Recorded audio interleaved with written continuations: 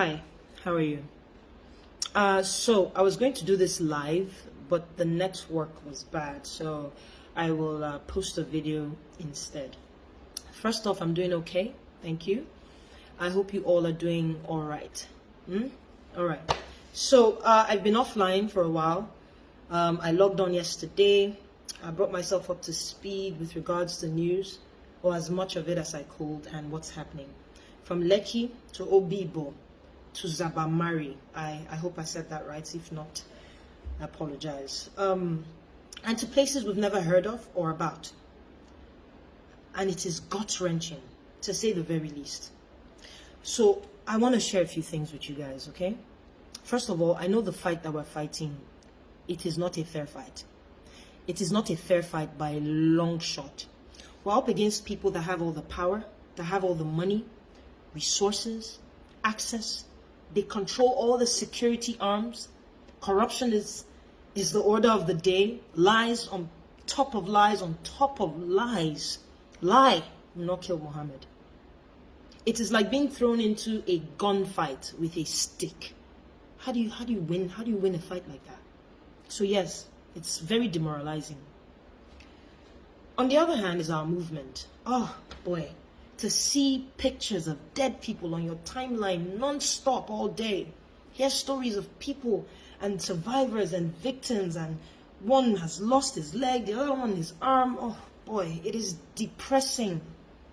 Mentally, spiritually, emotionally, physically, it is depressing.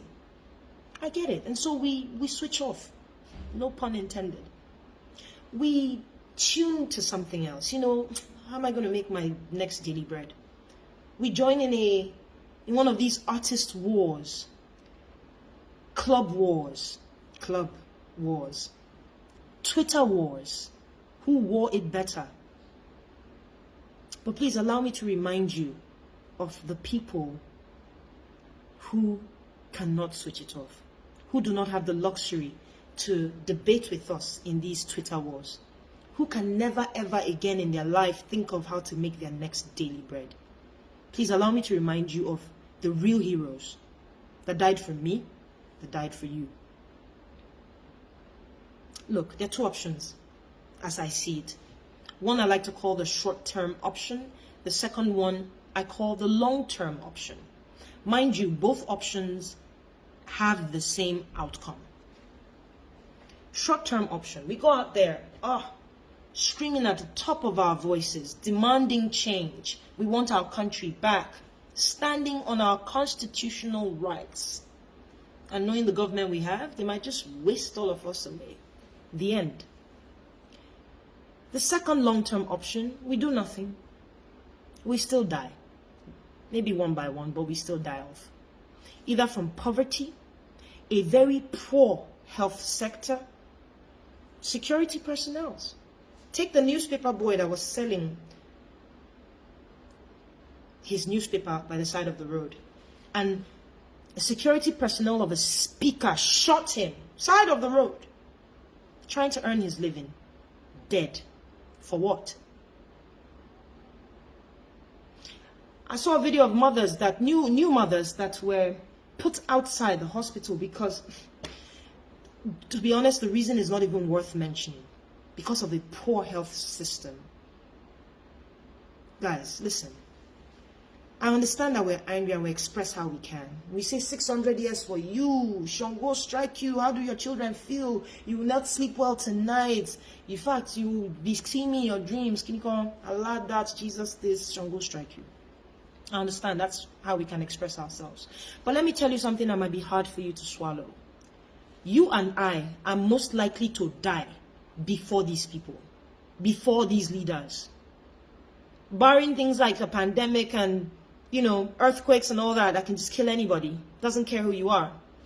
But you and I are most likely to die before our leaders. I'll give you an example.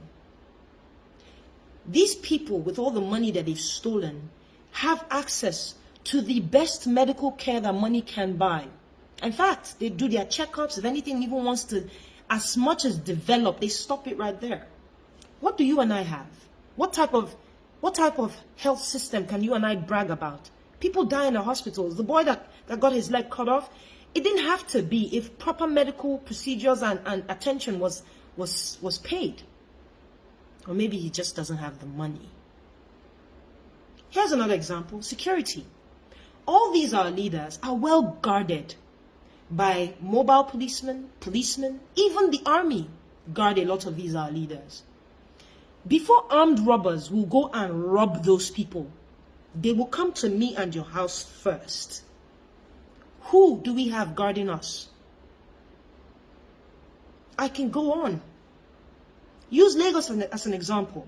By the time you're driving in Lagos, the stress, the road network is poor, the road is bad, the stress of just navigating Lagos and dealing with people. Everybody is so on the edge. People are screaming at each other all the time. We are most likely to die of high BP before the people who, their security personnel, make way on the road for them. They are probably in the back seat reading the newspaper on the phone with their wives. They don't even know what's going on. You say peace of mind, they have peace of mind.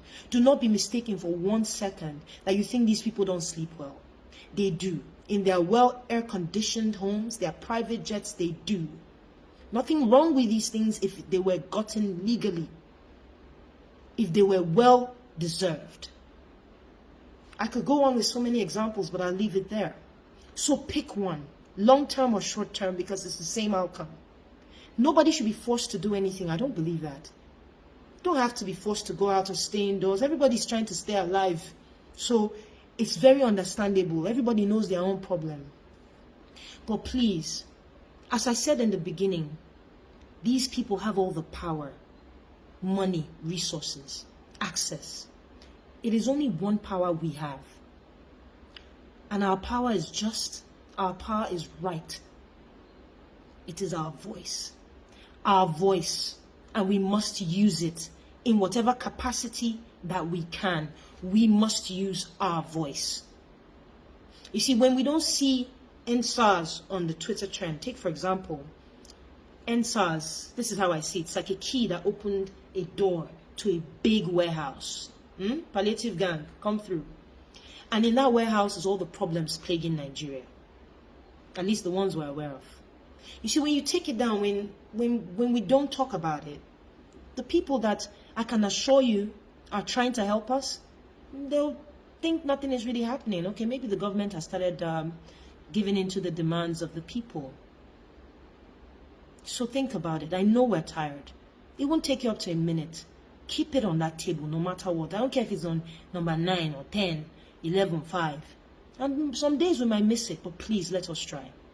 I can assure you that there are people fighting for us. It's a marathon. It's not a sprint. You can take my word to the bank. People are fighting for us. Let us help them. Let us be part of the solution. I'll probably talk again to you guys in a couple of days. Let's see how it goes. And also, I do not have any backup accounts. I saw so many. Wow. I don't have any backup accounts. I don't have any representing accounts, any substitute account. I don't.